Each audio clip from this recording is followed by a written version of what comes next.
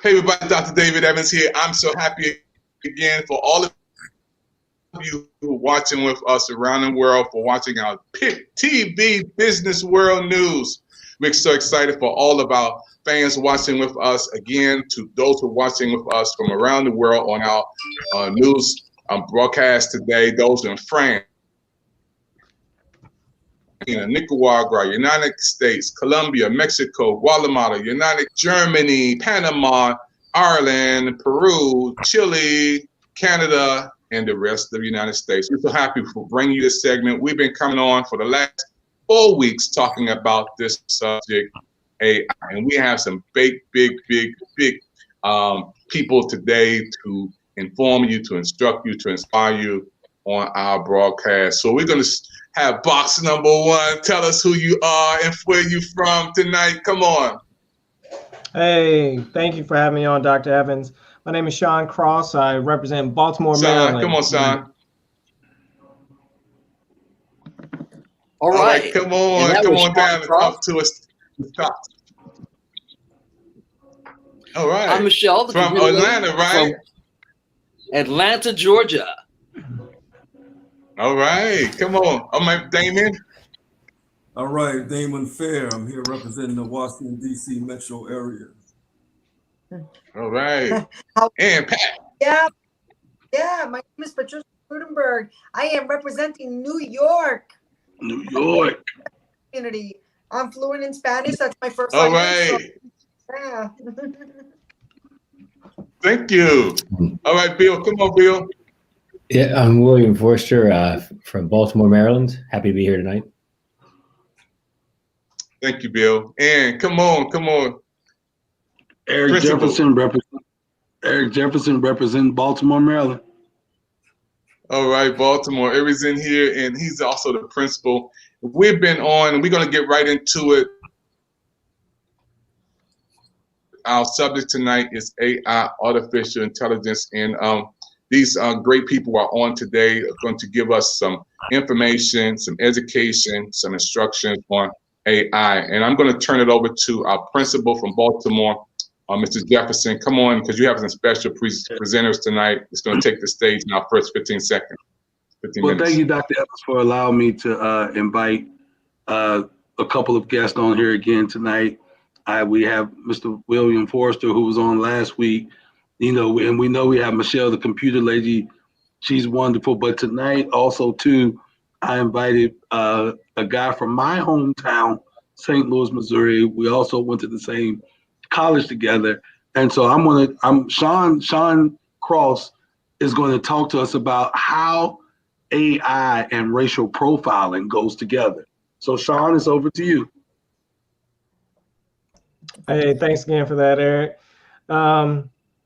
So tonight, yes, I was brought on to kind of talk about AI and racial profiling. So, racial profiling and just racial inequity in America has been a hot topic, over the last several, over many years, but even more so in the last couple of years because of all the different police shootings and from my hometown, Michael Brown, to Freddie Gray, to just every single police incident that's happened recently. And crime in America has been something that a lot of legislature, a lot of representatives, Congress, it's on people's minds. It's a tactic to kind of scare the populace and to put money and focus into the police force. And because of that, there's a lot of money to be made. Mm-hmm. And with that, things can be oversold, I guess. And one of those areas is artificial intelligence. In particular, that's a buzzword now, artificial intelligence. It can solve our problems it could, the idea sounds great because you take the human out of the loop, right? And you say, well, we're making our decisions based upon data, based upon analytics. We're not basing them off of prejudices or biases that are innate to the human. The data is telling us that this area is the high crime area that we need to focus all our attention into. However, when you get down to it and you look at how those algorithms are being developed, those algorithms are only as good as those people that are developing them. And when I say that is, so if we take artificial intelligence, we take, say, image processing, for an example, so facial recognition. Facial recognition software or general, just basic AI techniques rely on a training set. And, training set, for it to be worth anything, has to be quite large and expansive. You need, if I'm going to train a computer to detect an image of a cat, I need thousands upon thousands of images of a cat in multiple positions, orientations, colors, so that the next time I give the computer a picture of a cat, it can distinctly tell me, hey, that's a cat, not a dog. Now, think of that complexity of needing thousands of images in that. Now put that on the human face. But also think of the question too. If I'm choosing to create an algorithm to tell me, hey, this is a dog or a cat, or I'm using this algorithm to tell me, hey, take away this person's freedom, throw them in jail, which one do we want the computer to solve? What's at stake of taking a man's or a woman's freedom away based upon a computer algorithm that might inherently have in it biases? Because, hey, the training data or training sets aren't a representative of the entire population. Wow, Sean, you bring up a good point. We're finding across America, police forces are adopting software called like PredPol, and it's called Predictive Policing Company. And they've kind of been, I've just picked them because they've been in the news recently for racial justice, racial inequality. And a lot of police sources have, signed up with them, and they're examining, they're saying, hey, should we use these software? Are they actually doing what they said they're going to do? Or do they reinforce biases that are already existing in our police forces?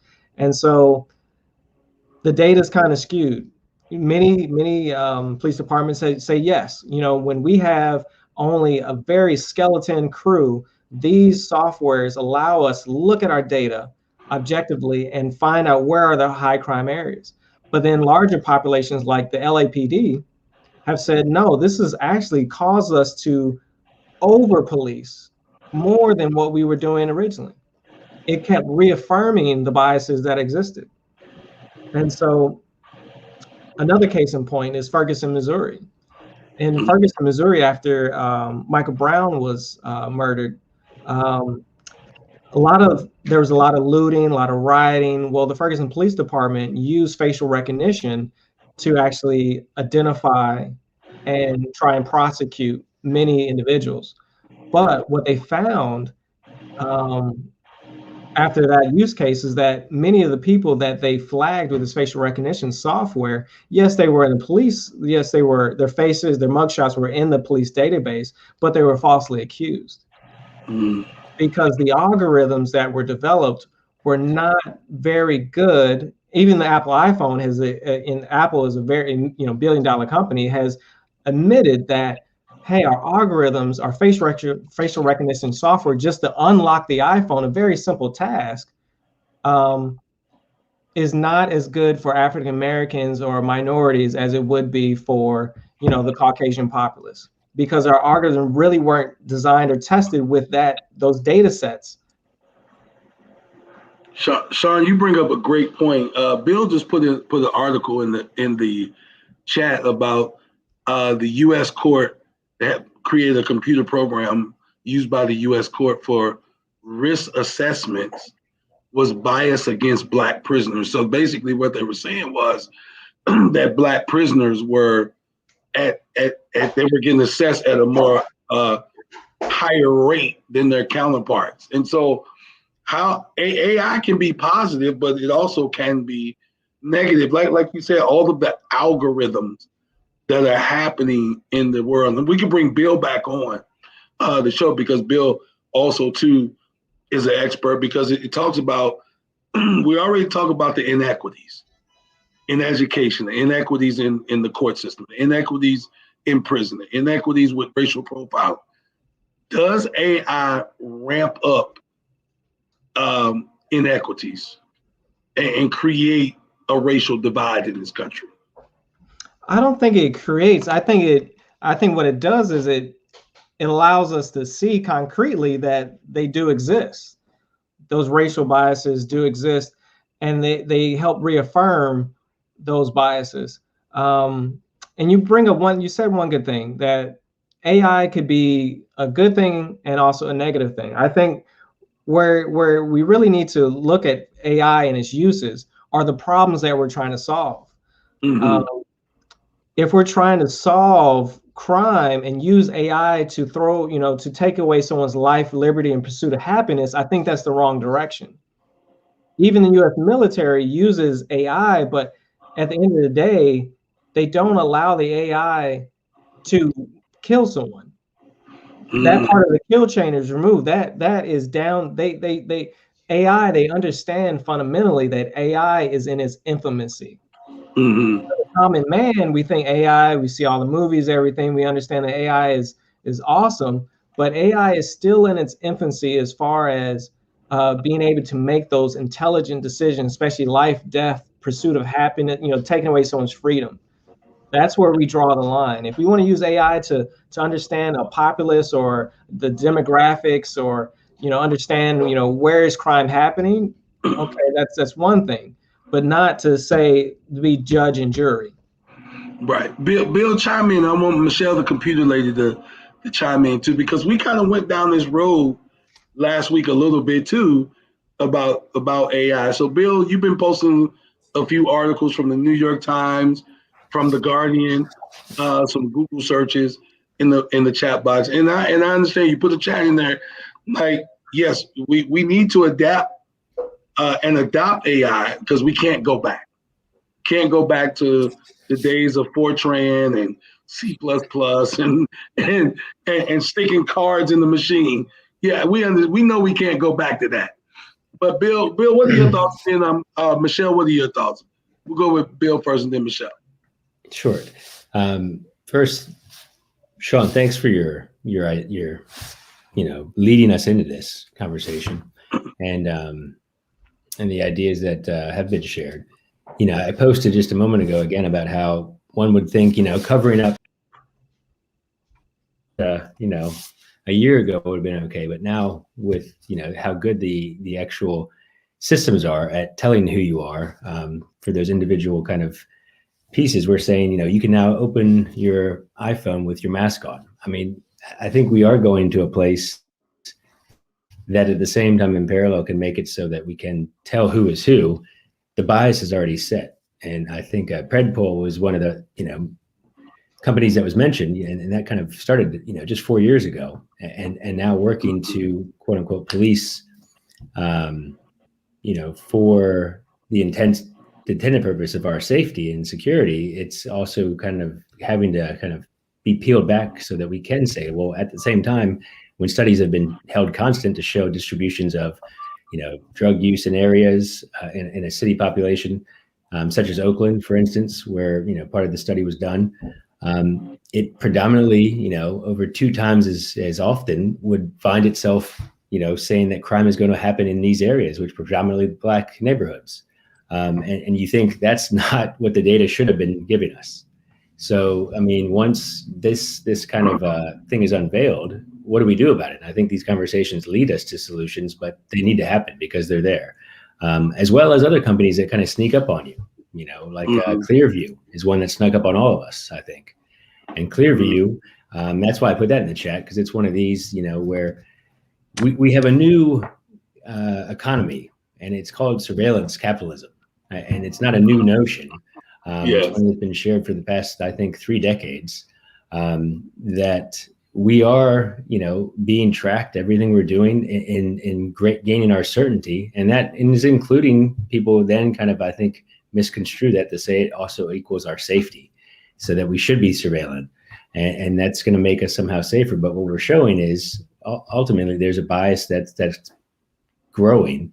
And so at the same time, it can do great things for us. Like I can look at my entertainment in the past decade has definitely been individualized to help me find things I like to listen to, like to watch, but at the same time, at what cost? So I think it's always kind of looking at what Sean was also sharing is just because it's beneficial for you in this way, it might not be that same benefit happening in our same species just because of our skin color. And so there's a real conversation piece that I think, especially as a developer in my own experience, that we have to talk about for the design of anything going forward. It's got to be involving these conversations as we're developing them before it's deployed. Because I don't know if you all are following Clearview, but this is a company that's basically taking and scraping pictures and the tags of people from Facebook, from Instagram,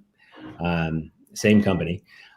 and Clearview is the same company that's in the airport as well. Yeah, they're all the same. And so the idea is that you've got these manufactured kind of silos that really aren't silos at all. They're all connected.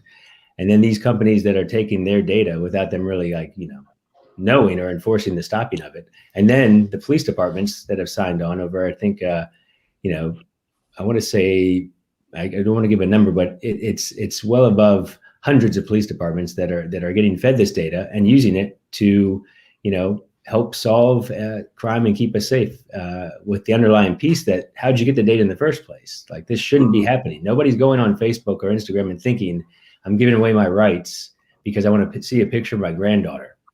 And so there's a big implication, I think, for all of us. But the bias is definitely in a way much more, I think, attached to, especially from what I've been seeing over and over again, it's not helping the cause of us uniting. And so I think that's one of the biggest pieces to me that I think we need to really kind of not let this be a secret, and more people need to know. It's great that I can, order Uber or, Uber Eats or any of the other subsidiaries of the gig economy, but at what cost? Yeah. So, Michelle, the computer lady, then we're going to hear from Damon. All right. Let me give you a little historical context. Number one, this society, as we know, was built on slave labor. Mm-hmm. And so then we went to sharecropping because we're built up around agriculture. So we went to sharecropping. But in order for those people, that landowners, plantation owners, to make the money they need to make, what they would do would round up all the black men and black women on vagrancy or loitering charges in order to be able to fulfill their quota. And the prisons would sell them back to, or would lease them back into society as labor. And that's when we got peonage laws. And that's part of what was going on. And so now today we have AI, and AI, because the AI algorithm isn't built for us and it has biases, they're using this whole thing, and not directly, not all of it, but part of that is built on what they know from then. Part of it's on their biases. Is AI all bad? Like I said last week, no, it's not. But we have to recognize the inherent biases in our society when it comes to people of color and black people. And that's part of it. Anytime they needed labor, cheap labor, they would round up black men and black women on vagrancy or peonage charges and then sell them in order to raise crops or do whatever they needed to do, or whatever labor they needed. Now we've got this inherent bias or this systematic racism in our society, and it hasn't stopped. It says, if you look at the statistics from back then, it said that black people were criminals or had more crime. But some of that was not true. Actually, a lot of it wasn't true, because if you look per capita, we know that there are more white people in the United States. If you look per capita, there are more meth users in the United States. But what's happening is they're getting them help. It's like when we had the crack epidemic. They were incarcerating poor people on crack, but they weren't incarcerating the the suppliers that had powdered cocaine. So we have to look at that implicit bias, and we have to apply some of that to AI today. But I agree with you, Michelle, because heroin was an epidemic in the African American inner city communities in the 70s, but there was no Narcan given to police to save people. Now we're 2021. Everybody on the police force is carrying around Narcan and have a Narcan, and they can save lives. But even if you go to New York and Harlem, there was a heroin epidemic in the Black community in the 70s, but nobody recognized it because it was that implicit bias that Black folks were dying. But now it comes to the other communities.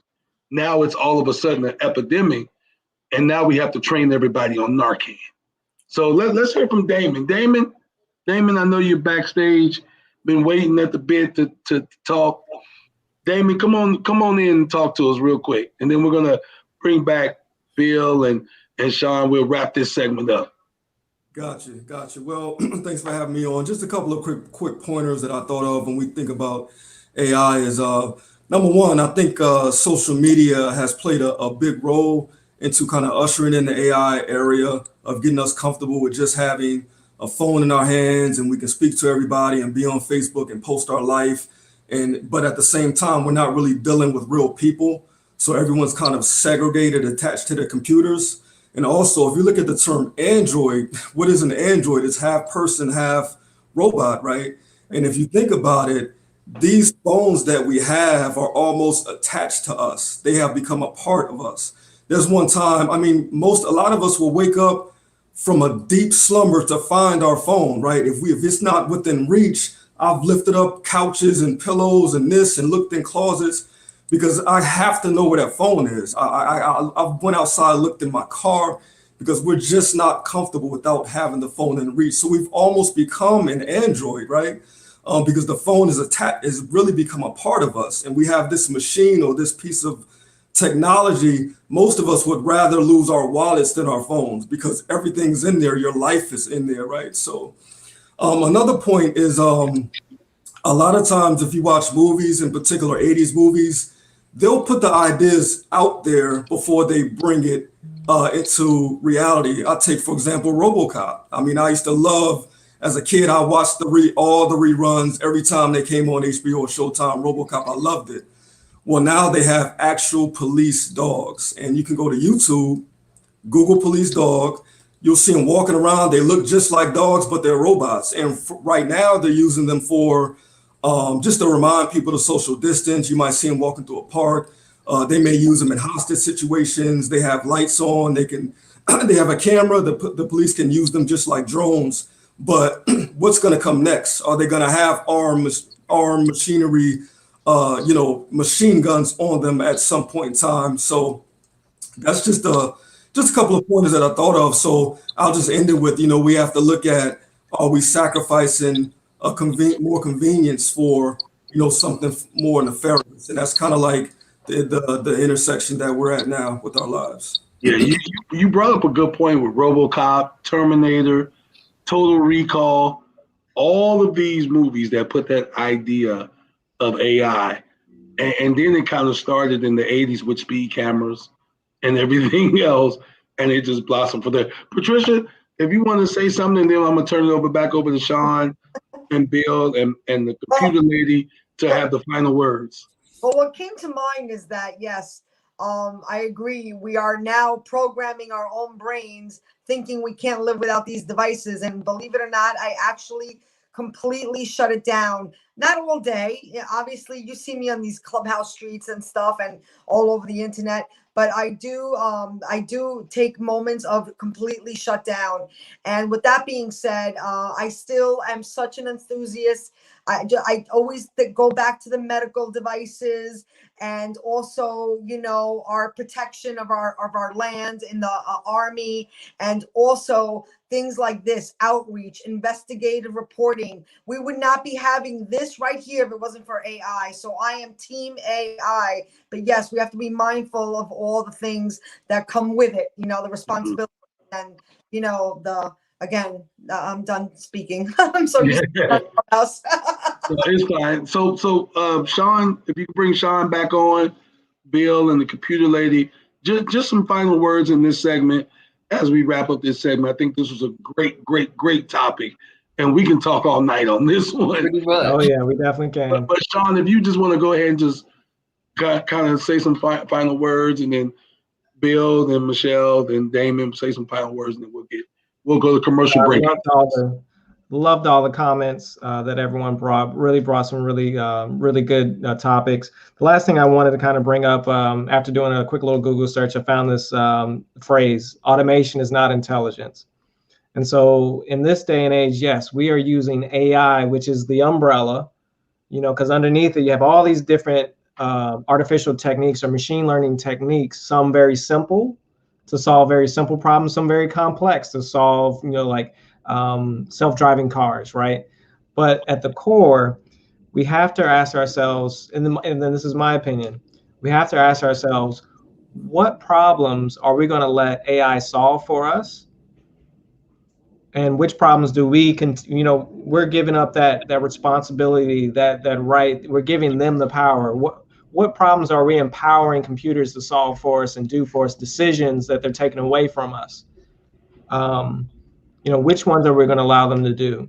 You know, are we going to allow them to convict someone and put them in jail, or, you know, just, you know, pick like Mr. Foster said, you know, our favorite song, you know, or tell us, you know, what movie we should watch.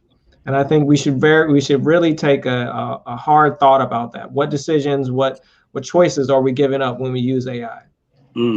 That's a good question, Sean. That's a great way to end that segment. Bill, and then the computer lady, then we'll end with Damon. Well, I mean, I want to echo what Sean was saying, especially with, you know, giving credit to the fact that this is happening to us right now. I mean, this isn't the future. This is the present. And I think what we do in the present makes our future. And what kind of future do we want? I think we should always be asking ourselves that question. And how many more people are actually helped and benefit from our choices now in the future? I mean, if you think about it, you know, this is a very young time for us, especially with technology. I mean, we've transformed ourselves in such a way that it's hard to think about, you know, when RoboCop was actually something we thought was graphically amazing to look at. And now a 7-year-old can do that with a green screen. Right. So the idea isn't so much that, you know, we have to, I think, concern ourselves with the ability to entertain ourselves, which I think we're all getting at. We appreciate that. But I think we also appreciate the medical breakthroughs it can have for individualized medicine. I think we appreciate the fact that we can start to, I think, see ourselves more through science as a species collectively, globally, than as just, you know, the differences that we have been seeing externally for so long. But in all the ways around this, I think we need to have regulation. I think we really do. And I'm a big proponent in someone who doesn't tell people they can't do something if that's who they are. But this isn't who people are. This is the machines that are going to help us become better. So we say. So let's regulate the fact that, you know, we can't have nefarious reasons behind, you know, why we let things like the Boston Dynamics dog go out, you know, from a Black Mirror episode. Like, I think we really have to have the control of these autonomous, quote unquote, you know, hybridized machines that are upon us. And I, for one, think it's wonderful in so many ways, you know, with transportation being safer, with autonomous vehicles. I mean, we're on the verge of a lot of things being better for us all. But at the same time, this underlying current, if we're going to use data that comes from a racist time, then why wouldn't machines also have those biases? So we have to be very collectively in agreement that we can't use past data to make decisions for the future when it comes to things like policing. So I think I'm all for all the great things we're talking about happening and trying to build some of those myself. But at the same time, I want to always remember that, you know, human first. And I want to make that my kind of design motto from henceforth. And so I appreciate hearing everybody said tonight. And you know, I thank you for your time and for providing me this opportunity to talk a little bit in my own humble way. So Thanks. Michelle, the computer lady. All right. If you remember, I don't know if anybody watched, it was a program called Persons of Interest. And this was the machine. And there were actually two machines. And this was built on the premise of saving lives. But in the interim, machines don't have empathy. So the first iterations of the machine, he actually had to take out of service because it would eliminate anything else besides what its intended mission was. And that's the one thing when we talk about artificial intelligence. It doesn't have empathy. It doesn't have a soul. And we have to be very, very mindful that because it is very black and white or very cutthroat, that it will not be able to ascertain those nuances of our society. And that's why, like Bill said, we have to make sure that we have regulations, that people are conscious that machines aren't smart. They really aren't. We are. But whomever is programming, whoever is doing the algorithms, we have to be having those checks to make sure that we keep society safe as a whole. I'm Michelle, computer lady, and I'm glad to have this talk today. Damon, final words, and then right after Damon, we will go to a commercial break. Thank y'all so much for watching PIC TV Network across the world. We're talking about AI, artificial intelligence, and then we may move this conversation on to augmented reality at some point in time, because that's in its infancy stage, but it's about to get as big, if not bigger than AI. It's a part of AI, actually, the augmented reality. So, Damon, final words, and then we're going to go to a commercial break. Thank you for watching this segment of the artificial intelligence all across the world tonight. We have been having a great conversation about this topic, artificial intelligence. Damon, go ahead. All right, I'll make mine really brief. I'll just piggyback on what a few people said. I think we're living in an exciting time with technology. Not all technology is bad. I think, certainly the progression of the phone and everything that we mentioned here, medical technology and all these great things, can be really, really great, right? But I just think that as human beings, we have to, again, just make sure that the human mind can do things that technology cannot do.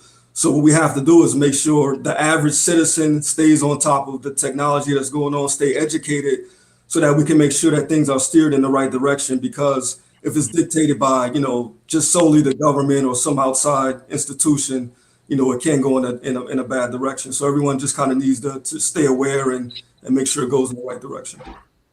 Thank you, Damon. Thank you all for being on this segment, the first segment. We're going to go to a commercial break, PIC TV, Business World News. We're going to go to this quick commercial break, and then those of you that can stay on, we'll be back on for part 2.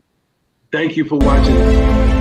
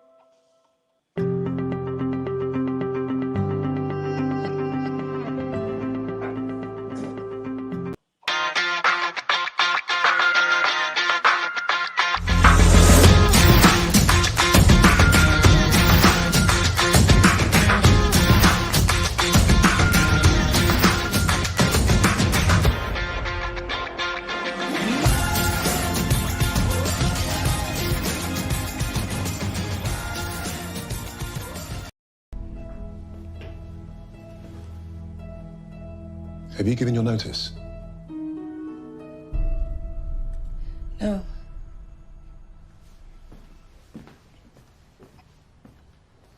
We discussed this, all right? Get it done.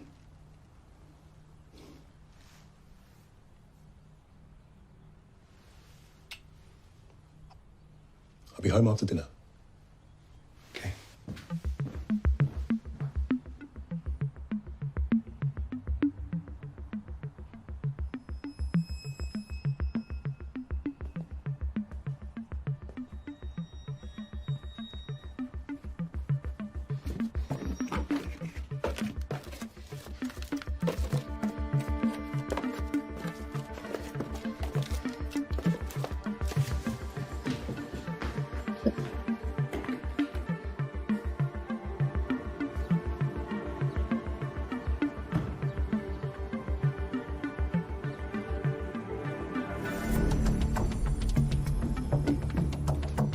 Sweetie. Hi.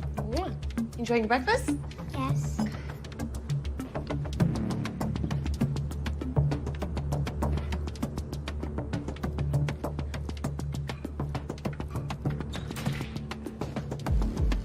Babe, I left my cell phone in the kitchen.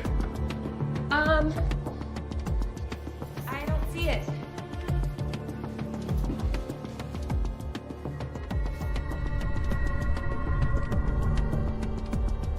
It's right there. Sorry.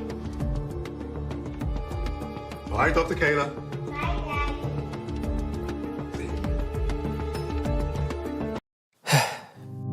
We've all been hurt at some point, even abandoned. Many of us have done the hurting ourselves. We get to the point where we don't trust anyone, nor do we feel worthy of being loved by anyone.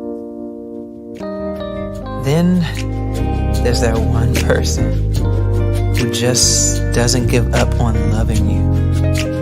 Their love is unconditional.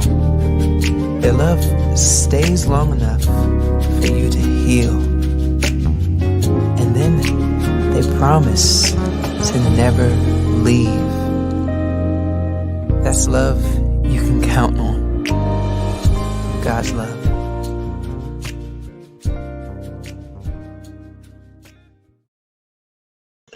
Hey, thank you everybody for being back with us on part 2 of our AI. I want to thank our moderator, who is Dr. Jefferson, our principal, who's did a fantastic job, A+, for him, and also the computer lady, all the way from down in Atlanta.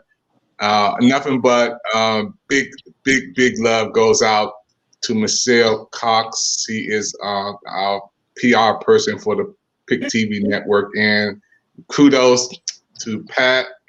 Pat is always a quicker picker up to all that $1 million energy popping and rocking. Bill is still hanging with us on part 2 of artificial intelligence. I was just so elated and looking at all these people looking from around the country about our topic. And this is going to be like the closure. We've just been doing this for 3 weeks, and we're going to go to another subject. I want to take you guys into a view of a little bit of what I looked at, and let you interpret a little bit of this, and we'll come right back. Artificial intelligence for people in a hurry. The easiest way to think about artificial intelligence is in the context of a human. After all, humans are the most intelligent creatures we know of. AI is a broad branch of computer science. The goal of AI is to create systems that can function intelligently and independently. Humans can speak and listen to communicate through language. This is the field of speech recognition. Much of speech recognition is statistically based. Hence, it's called statistical learning. Humans can write and read text in a language. This is the field of NLP, or natural language processing. Humans can see with their eyes and process what they see. This is the field of computer vision. Computer vision falls under the symbolic way for computers to process information. Recently, there's been another way, which I'll come to later. Humans recognize the scene around them through their eyes, which create images of that world. This field of image processing which, even though is not directly related to AI, is required for computer vision. Humans can understand their environment and move around fluidly. This is the field of robotics. Humans have the ability to see patterns, such as grouping of like objects. This is the field of pattern recognition. Machines are even better at pattern recognition because they can use more data and dimensions of data. This is the field of machine learning. Now let's talk about the human brain. The human brain is a network of neurons, and we use these to learn things. If we can replicate the structure and the function of the human brain, we might be able to get cognitive capabilities in machines. This is the field of neural networks. If these networks are more complex and deeper, and we use those to learn complex things, that is the field of deep learning. There are different types of deep learning in machines, which are essentially different techniques to replicate what the human brain does. If we get the network to scan images from left to right, top to bottom, it's a convolution neural network. A CNN is used to recognize objects in a scene. This is how computer vision fits in, and object recognition is accomplished through AI. Humans can remember the past, like what you had for dinner last night. Well, at least most of you. We can get a neural network to remember a limited past. This is a recurrent neural network. As you see, there are two ways AI works. One is symbolic-based and another is data-based. For the data-based side, called machine learning, we need to feed the machine lots of data before it can learn. For example, if you had lots of data for sales versus advertising spend, you can plot that data to see some kind of a pattern. If the machine can learn this pattern, then it can make predictions based on what it has learned. While 1 or 2 or even 3 dimensions is easy for humans to understand and learn, machines can learn in many more dimensions, like even 100 or thousands.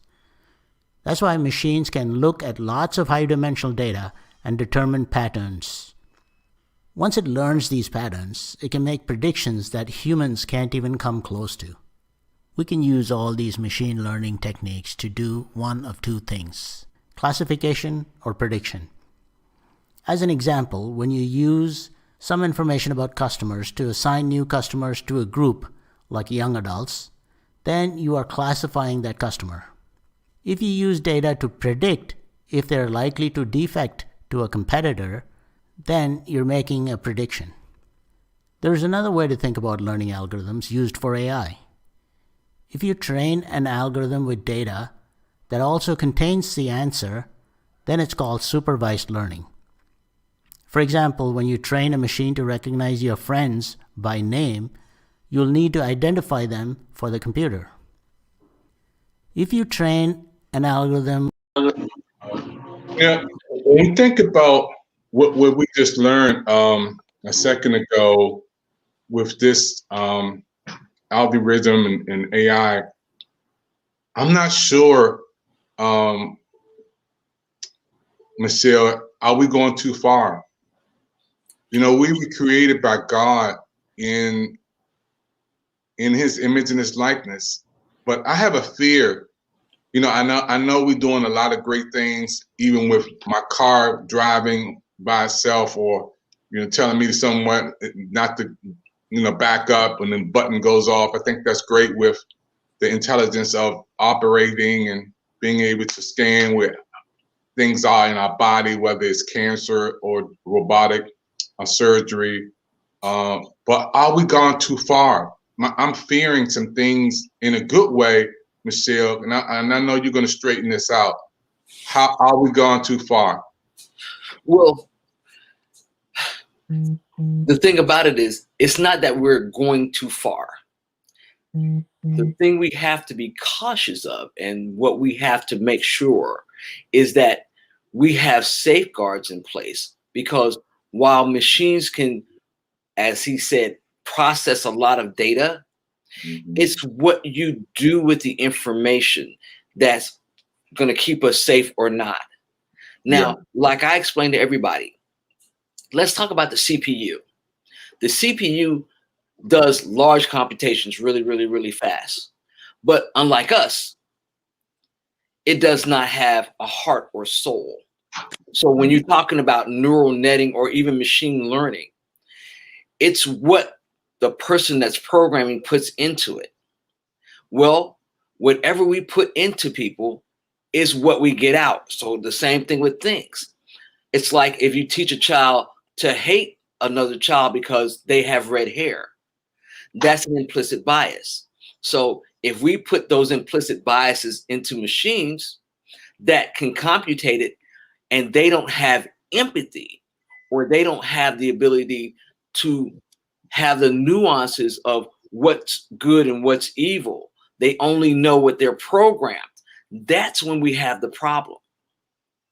Now, as far as what we do with it, of course, there are always going to be bad actors in every field, but you can do some really good things. As you said, we have the Da Vinci machine.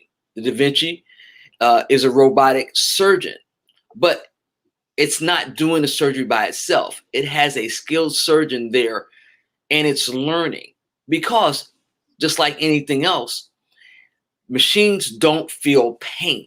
So they wouldn't know the pain level of a patient if they cut them the wrong way to do the surgery in order for it to be successful, because it's not only the surgery, we have to think about the whole person. We can't just think about, oh, okay, we're going to take this part out, and not care about how the body will respond. And that's the same thing for AI. It's how our body, and when we say the body, the human body as a whole, how we'll respond and how well it will care. And that's where we have to go. If you remember, I talked about a couple of weeks ago, Bicentennial Man was played by Robin Williams, where he was the computer. And he had this basically Frankenstein experience where he got shocked, and it allowed him to his brain to develop, and he decided he wanted to be human, but he did it for good. The question is AI going to always be used for good? I'm Michelle Cox, the computer lady, and I yield the floor. Yeah, I'm on the fence on a lot of things, and I want Ms. Pat to come in too, because she represents she represents all of us. And then I want the principal to come back on to Principal Jefferson. I'm concerned about our next generation. I'm concerned about my kids staying up all night, because the computer never goes off. Facebook, Instagram, YouTube. I don't know if you guys heard of Live Me, which is one of the hottest apps in the world, with young people from the age of 12 to about 21. They don't even want older folk on there, and I want Principal Jefferson to come on too. I'm just representing those folk who just a little cautious, who on the other side of the bridge too. I have something to Miss Computer. Michelle says, and she was talking about how computer doesn't have feelings and empathy, and also a little bit of an echo to that is that the computer also doesn't know truth from false, which we learned in the Social Dilemma movie, which is something that seems so like oxymoron, like of course they don't know, but sometimes we forget that, so whoever's programming these computers, the computer is like a subconscious mind. It's gonna believe whatever it's putting in there. So it doesn't know truth from false either. If you're programming it with something, that's what it's gonna believe. So like you said, if it's gonna put in redheads are crazy, it's gonna think redheads are crazy.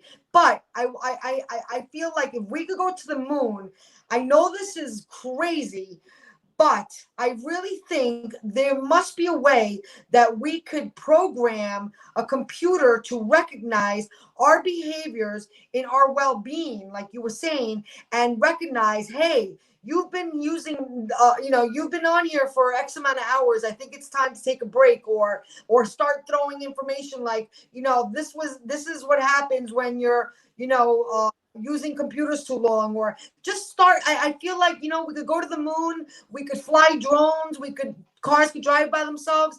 I really believe that it's right there on the horizon. Like, I think we could teach humans to be a little empathic. I know it's crazy, but I really have that hope.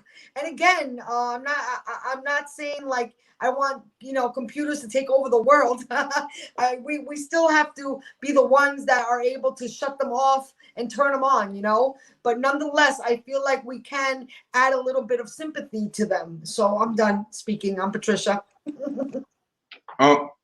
Principal Jefferson, are the computers controlling us, or we're controlling them? In Washington, D.C., we're facing a situation where the president announced that the gas line or whatever been hacked. I went to the gas station today, and the lines were just so crazy. And even in Virginia, I couldn't get no gas. I was almost on E. I was almost about to walk across the Wilson Bridge because and then I got in line and stood in line, and I put gas in my car. Next thing I know, it's up to $54 just to fill it up. Only because somebody got into this situation that we're talking about tonight, and Michelle can really go into it, but due to a secret clearance thing, she can't talk about the level of information that she really knows what's going on. She knows what's going on. If anybody on this conference, Michelle knows what's going on. But that cost me $50 for gas, man. And that's why I asked you: are the computers controlling us, or we controlling it? Well, I think with everything, you're gonna have a good and evil. You're gonna have people who are gonna do right by it, and you're gonna have people who are gonna do wrong by it. Then we call those hackers. Hackers are purposely designed to disrupt the system. But hackers, in some instances, can be good because they tell you where the weaknesses are in the system. And so I don't think computers are running the world. I think people are giving up their rights to computers. I think we have become so dependent on a machine, we're giving up our own intellectual rights and abilities. But if we really understand computers, if there's an error on the computer, 99.9% of that error is a human error. And so we have to realize that we're the ones that are programming and telling the computer what to do. So computers will never outsmart a human. It may do a calculation faster than the human, but it's not going to outsmart the human. I think, but we have to, this next generation, Gen Zs, and the next generation, we have to teach them the right way to use AI and everything, and really monitor. I like what Bill said in the first segment. I think there has to be some regulations to it, because there have been so many over the past 10 years, a lot of deregulation to it, that a lot of these groups were able to build algorithms and all of those things to really go into people's home, undetected, but I think, we got to go back to 91 when Acer and all of those first came out. It was mostly, DOS 6.0 and Windows 3.11, and we were programming the computer and we were telling the computer what to do. We had to go to keystrokes. We had to, if we wanted to get to the hard drive, we had to type in C:\\/ and program the computer to tell it to do what we wanted it to do. And I think we have given up that right. So I think we really have to go back to really knowing how to tell the computer what to do and not give up our intellectual rights and thinking that this machine is going to be some magical thing that it's going to help us. But I think, does it help? Yes. Is it beneficial? Yes. Can we go back to crunching numbers? No. Because I create spreadsheets all the time in Excel, to crunch numbers for me. That way I don't have to do it myself. If I did it myself, then I want time to do the rest of my job. So we create the pivot tables and the spreadsheets. But I think, like I go back to the first statement I said, I think there's always going to be a good and evil. There's always going to be those two polar opposites. You're going to have people who are going to do right by it, and you're going to have people who are going to do wrong by it. I think the baby boomer generation still are not embracing the technology as they should. Yeah, I really I don't think we need to be afraid of it. I think we need to embrace it and show people how to have integrity when using it. We need to show people how to really, use it in a way that's going to help and not hurt. So I think we all have to embrace it, because even if we look back at the start of COVID in March of last year, if it wasn't for technologies, most of our churches would have closed. If it wasn't for this technology, I guarantee you 90% of the churches in the United States would have closed down permanently if it wasn't for the technology that was there to help keep churches open. So I think it's really for us to really embrace it. And those of us who are doing right by it really just need to focus on teaching the younger generation how to do it right and how to do it with integrity and keep a high moral compass when they're using it. Well, I've got a counterpoint. And just because I'm into technology, now you got to remember, when we talk about crunching numbers, actually, when we talk about computer accuracy, we're talking about 60, 70%. But the other thing we're talking about here, and let me be real clear, the computer itself, the machine itself, does not think. It has an interpreter, which is that operating system. And how the operating system is set up is how we talk to it or how it communicates with us. We don't have to do command line interface anymore. No, we don't. That was made for the benefit of the people that cannot get into that or don't want to. We've made it simpler. But at the end of the day, there's some fundamental things that we need to do with our kids. And one of them is making sure that they read. Because when they're reading and they're getting information, they're not dependent on a computer for it. Right. Here's what you, Michelle. I totally agree with you. And some of it is because we're lazy. And our kids are lazy. They want everything is instant gratification. Yes. Now, the other part of it is, along with instant gratification, is the fact that they will, or a lot of people are willing to sell their souls for that 15 minutes of fame. Mm-hmm. And that's what we have to look at. That's what's ruling people. It's not so much the computer. It's the fact that I want to do anything to fill that hole that I have in my soul. And that means I need to get so many likes. I need people to follow me, those kind of things. Now, that goes back to parenting, village, and community. Anytime kids don't have parents that, number one, are attentive, they care about their education, and they're there for them, they're going to look for that somewhere else. Mm-hmm. Then we also have a society that is broken on many fronts. We're talking about the racial divide. We're talking about communities that were affected by drug abuse. And then we're talking about domestic violence, sexual assaults, those kind of things. So we have to heal as a whole. Everything in every society is a microcosm of what goes on. Absolutely. We cannot blame that on AI. We first have to get our house in order. Now, the thing about artificial intelligence, it's only as smart as we feed it. Mm-hmm. Like I said in my book, I created a book called Mommy is the Computer Smarter Than Me. The one thing that the mom tells the little boy is computers don't have a heart and they can't give me a big warm hug or call me mommy.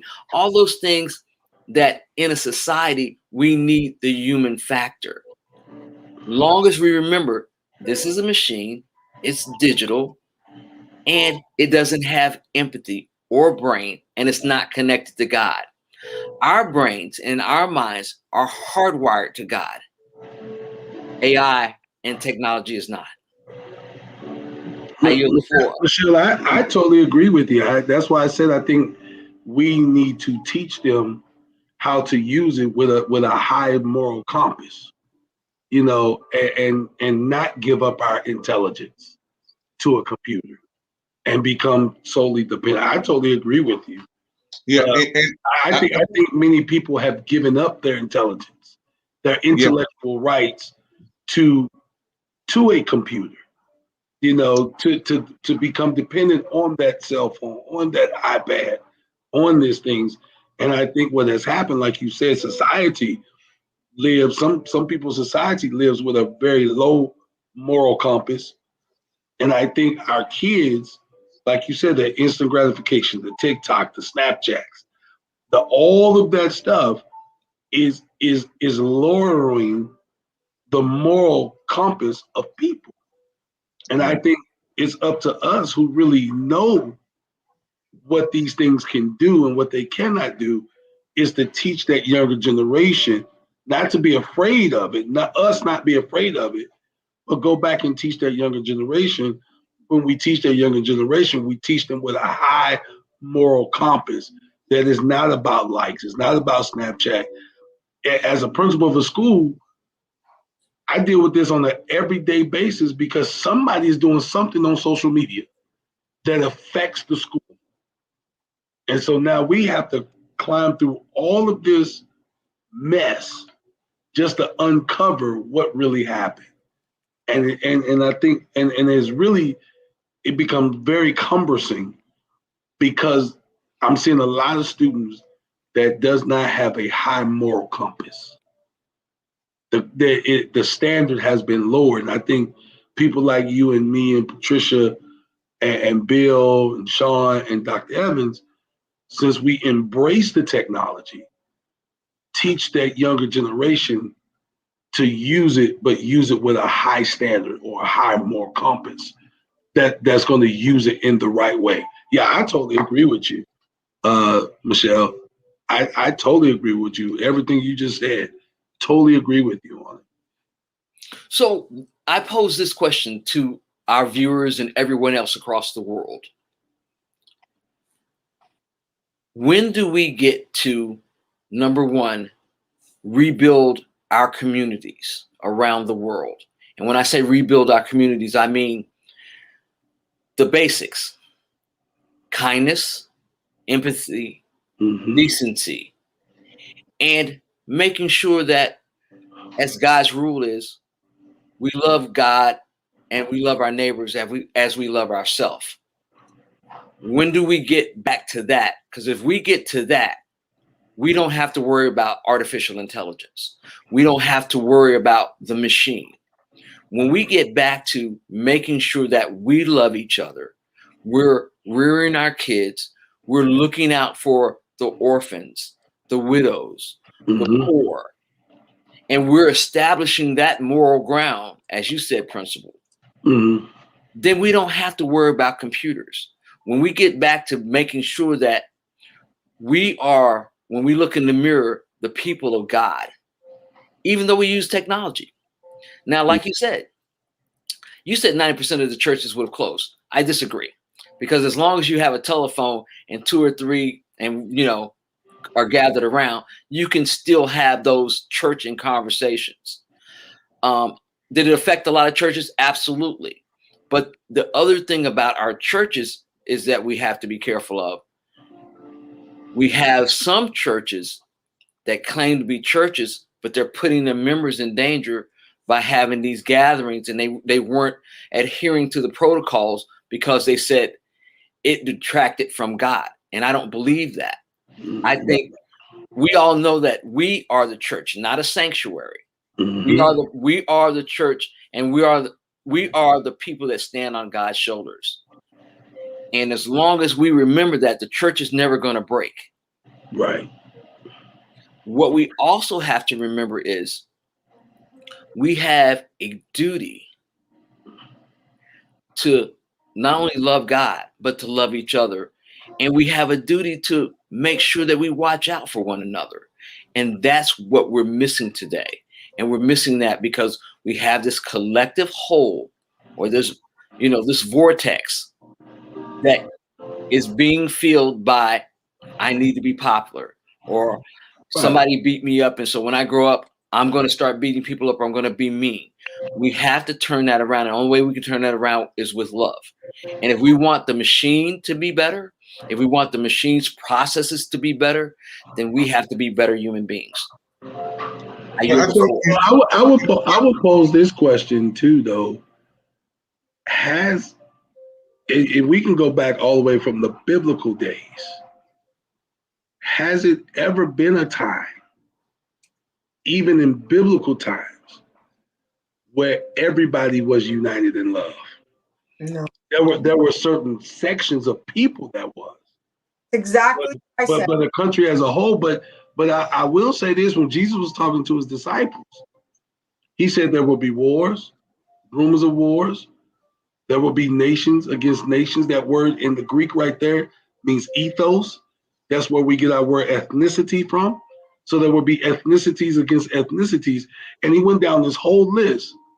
But at the end, he said, this will be the beginning of sorrow. So I really think we haven't really touched the surface of sorrow, because Jesus said, when we see all of these things, it's just the beginning. Yeah, and when you look at and we're not going to turn it to a Bible class. No. I know you feel it. I know you feel it. I don't feel, but I just think, I think, Dr. Evans, we have to brighten up the corner that we're standing on. Yes, that's true. And the corner that we're standing on, if our light's bright and people are attracted to our light, then we can make change. And everybody standing on the corner that's about brightening their corner for change. The more corners that we brighten, the more people's lives we can change. Yeah, and this is, I'm gonna bring Pat in a second before we go to a commercial break. The iPad, the Alexa, I mean, it's great, but as Michelle saying and you saying, these products, instruments should not control us. I mean, but when we don't have to be in a game with no rules. If you're playing basketball, you have the lines that tells you when you're out of bounds. When you're playing baseballs, if you don't step on the base and you hit the ball and you don't go to first, second, third base, it don't count. You out. When you have, you're playing tennis and you swing the ball and hit the net, it's a foul. Football, same thing. You catch the ball out of bounds, it doesn't count. We have items that we don't have rules. We have no rules for these products that we have, because they are devices that we just thrown into it. And we just like, boom, I got Alexa now. How many people have phones and don't even know how the apps work?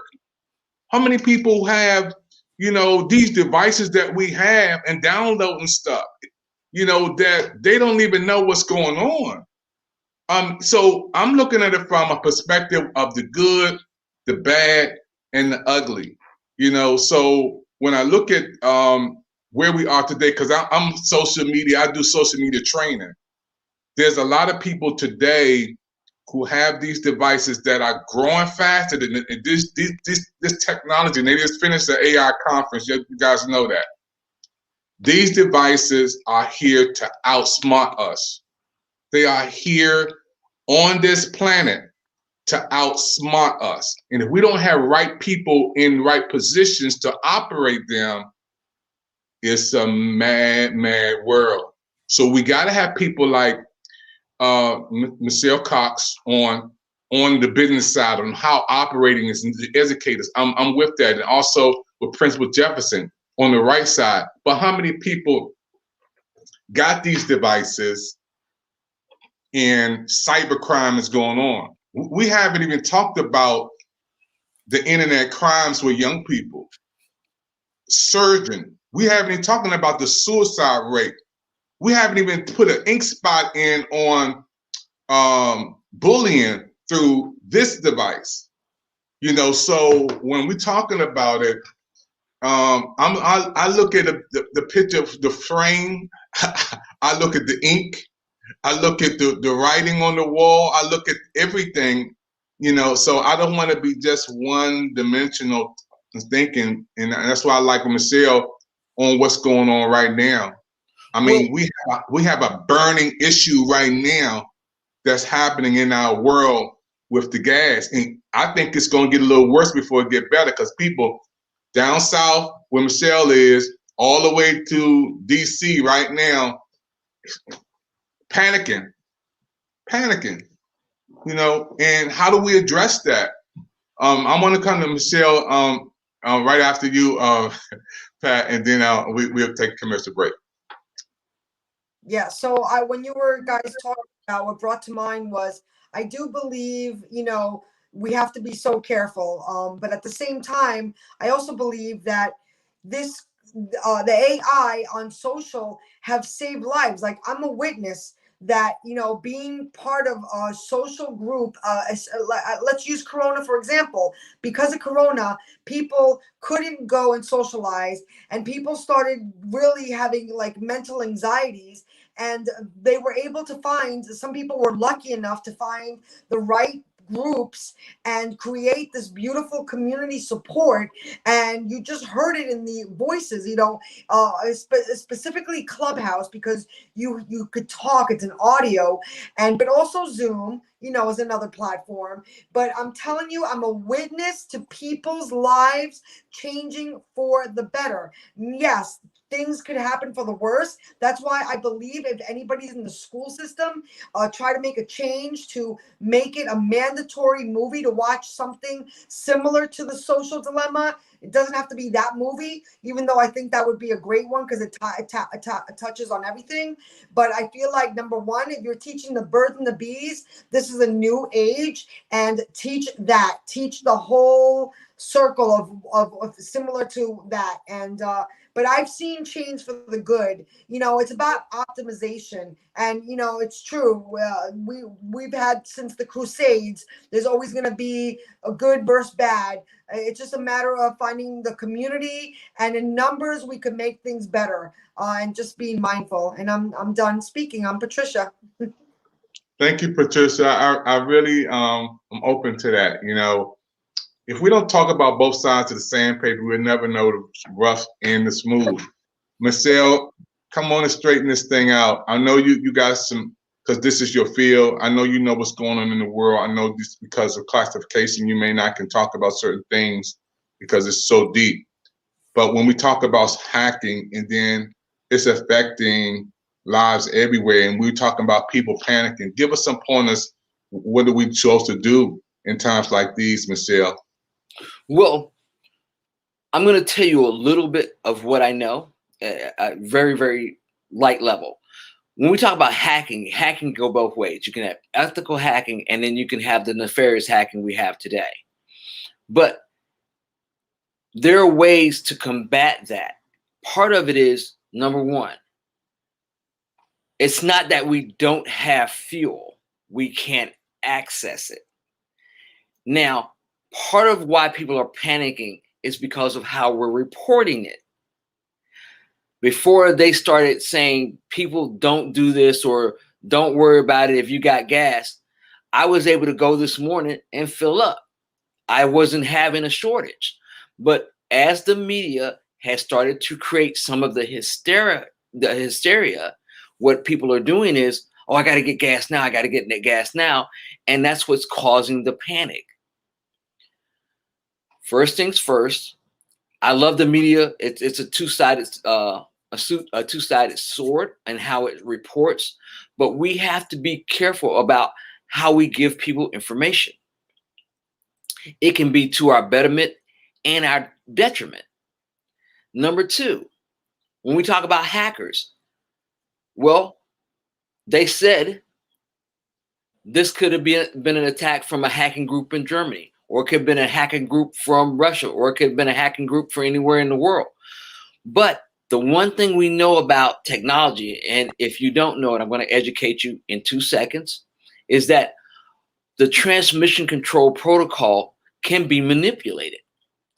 Somebody can do the hacking right here in the United States and use servers anywhere around the world, and so it would look like they're in another country.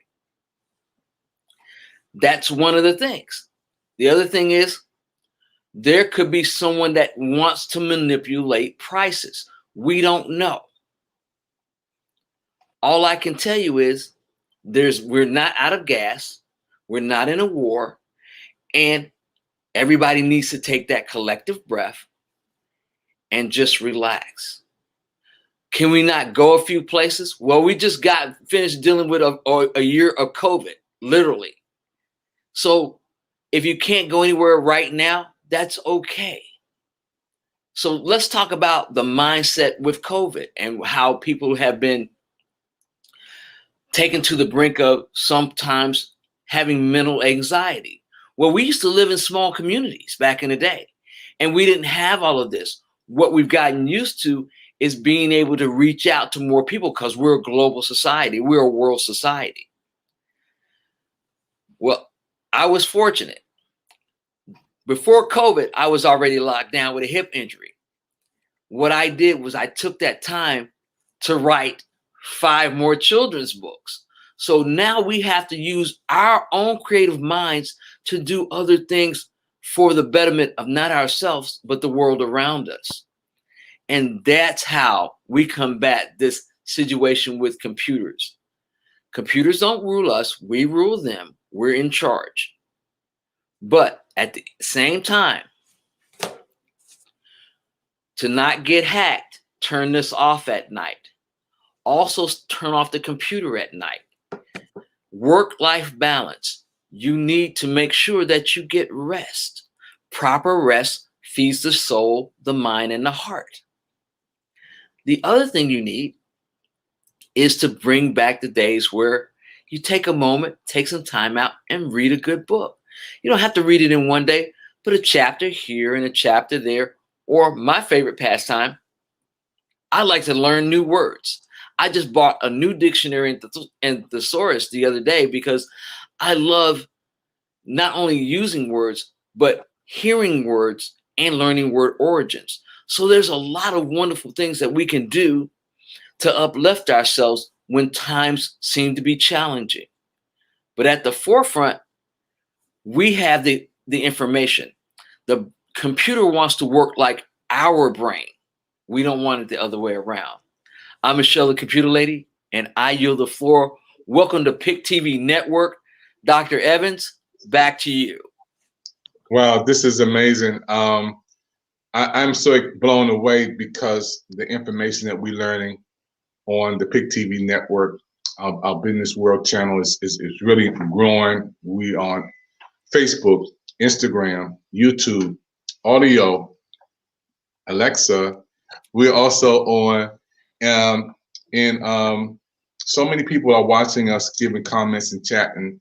Thank you so much. PIC TV Network, this is what we are about, 100% African-American owned television network, bringing you the best in inspiration, information, education, and entertainment. This is what we do on our network. I'm so happy again. Pat is on with us. You're always sticking with us, hanging in there with us, Pat.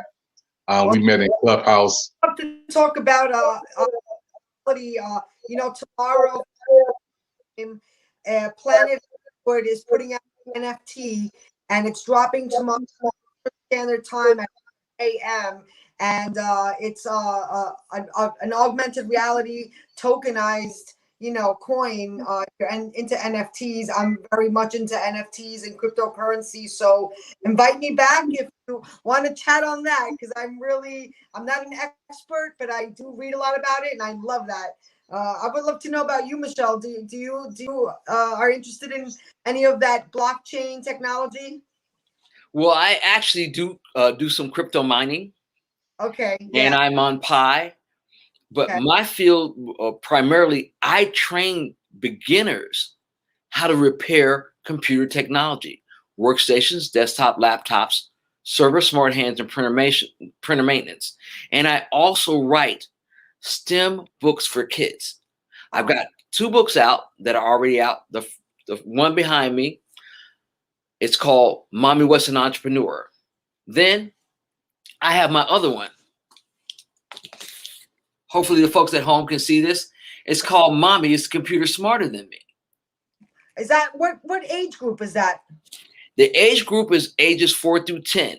Oh, now, perfect. I have a granddaughter. I'm gonna get that book then. Cool.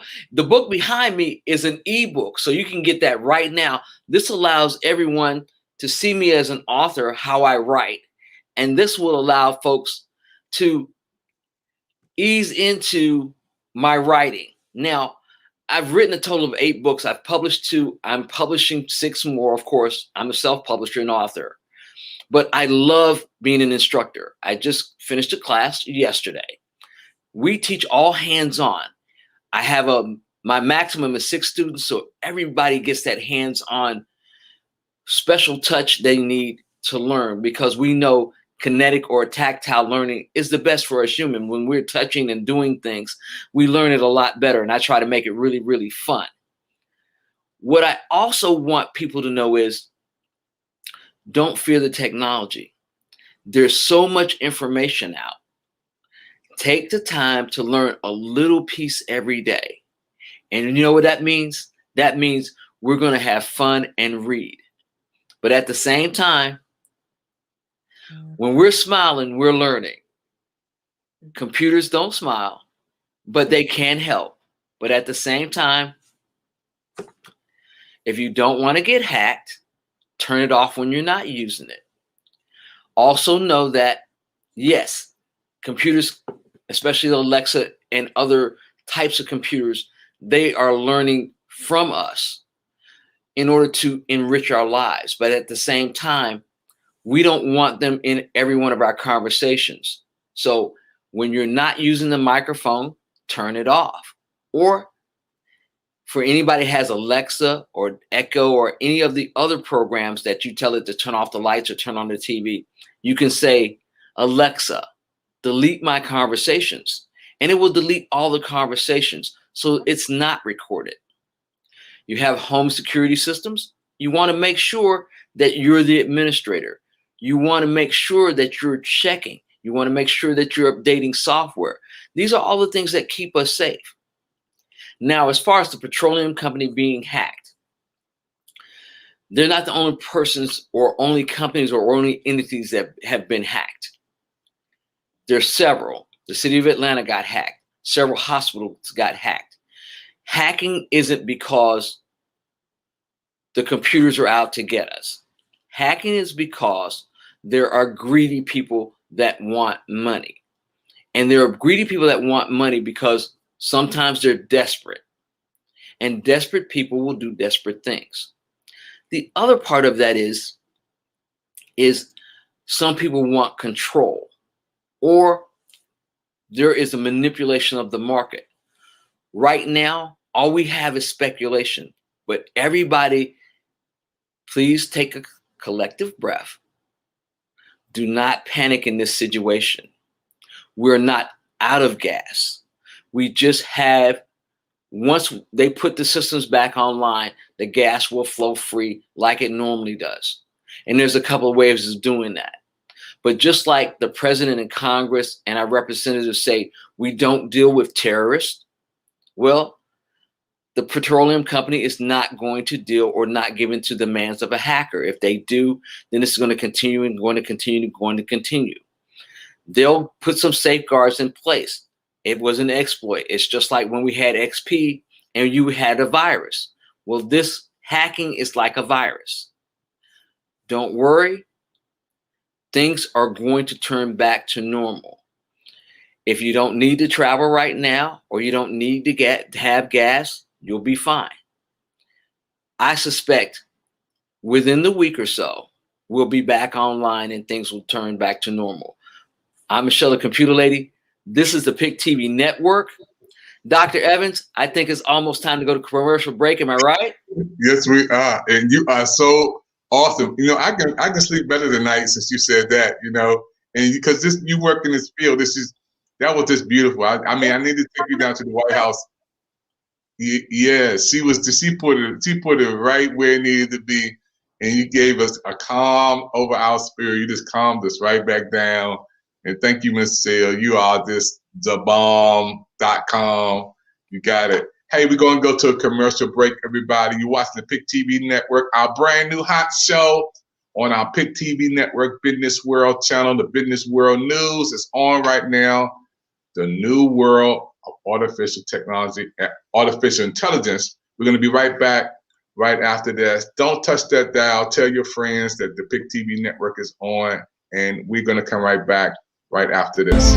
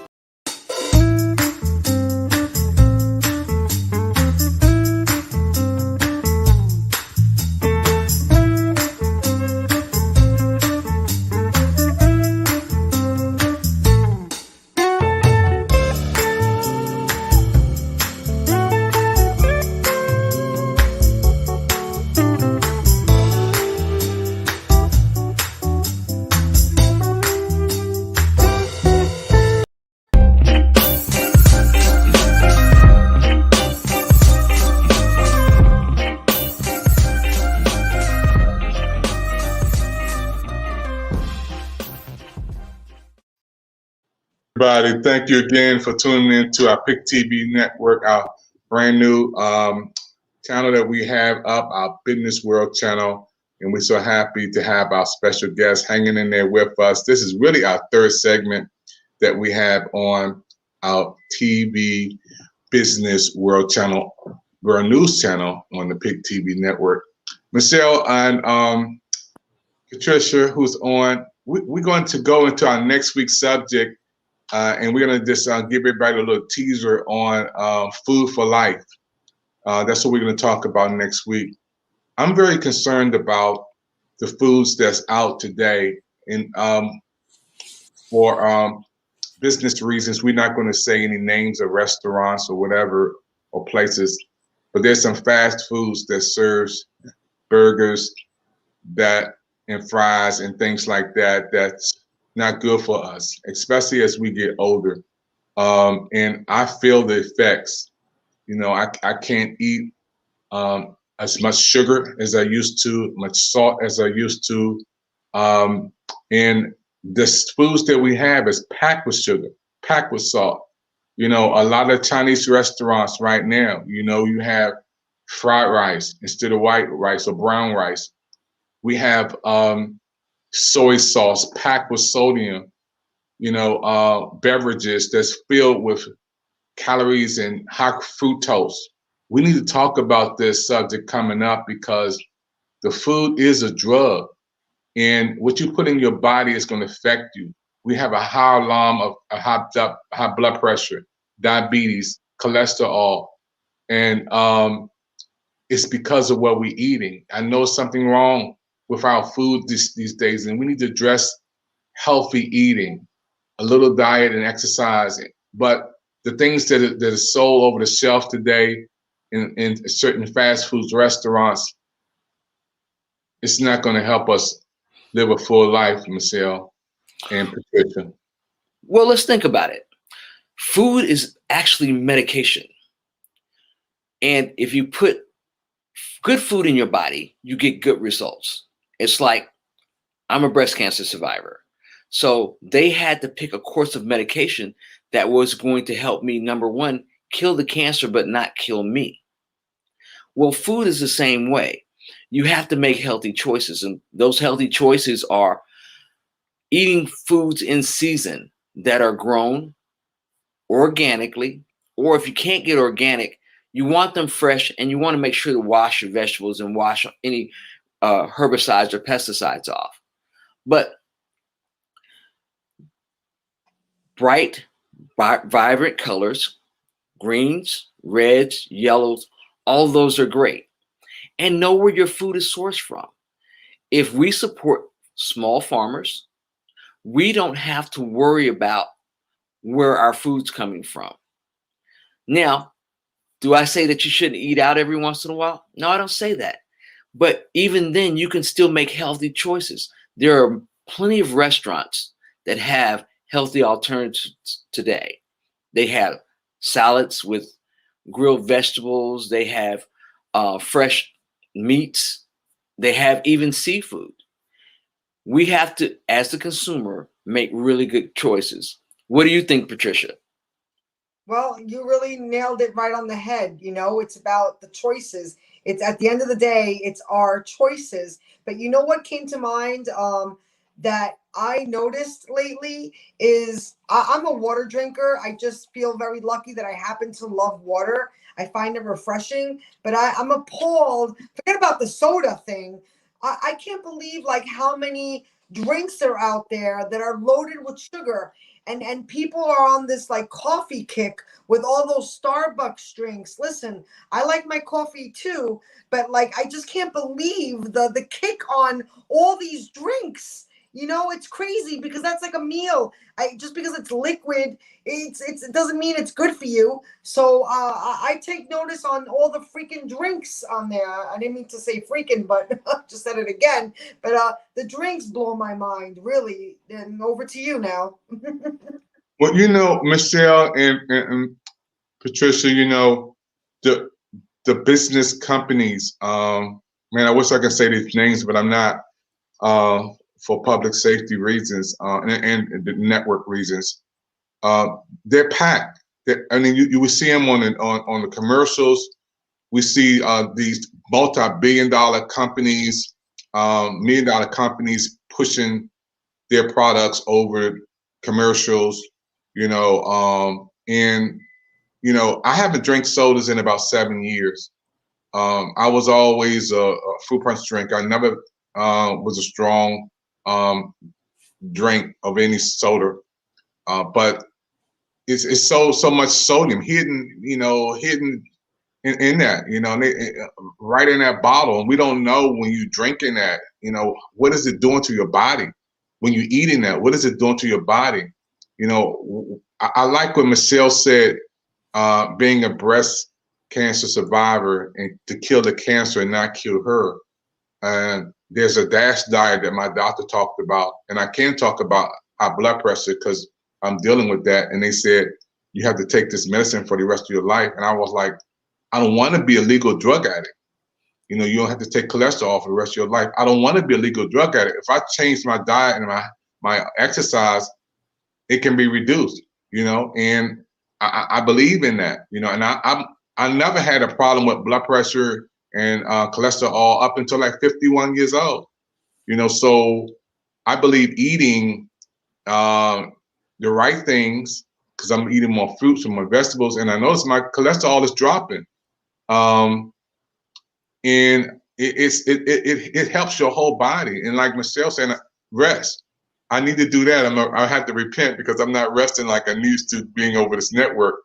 But it's so important for us to have proper diet. And Pat, I don't know. I want to hear your version, Pat, and Michelle, about I yeah, believe about I feel yeah, like there's wrong with a little bit of fried chicken. Just don't have a lot of it every day. It's about balance, like Michelle was saying, and that's where I think we fall off course is because then I feel like there's some sort of anxiety that comes along with like denying ourselves of everything as well. And then people also have social issues with, oh, you eat meat, like I just feel like find a balance. It's all about that for me. But also the sugar, I can't believe how much sugar is in everything. Like that's appalling. I wish there was like less sugar and stuff, because I don't mind things being prepared for me in the store, so my life is a little easier. But it's disappointing to see so much darn sugar in it. So yeah, and I'm like this. The best food that my body adjusts to, and eliminate whatever is the food that I eat. That I cook. When I cook my own greens, my vegetables, even some fish, my body adjusts better. It comes in and it goes through our system, and it doesn't stay for days and days. The best food is the food that I cook. The food that I make is the best food that I had that works for me. Is when I cook it and I know what I'm putting in my body. And Michelle, I wanted to talk about some restaurants. In Washington D.C., I live in Clinton, Maryland, which is a nice area. But in Virginia, there's Whole Foods. There's there's better restaurants. There's better food quality places. There's for a reason there. I don't even shop and get groceries from my own neighborhood because I have to go across the bridge to get the best fruit, the best meats, fresh stuff.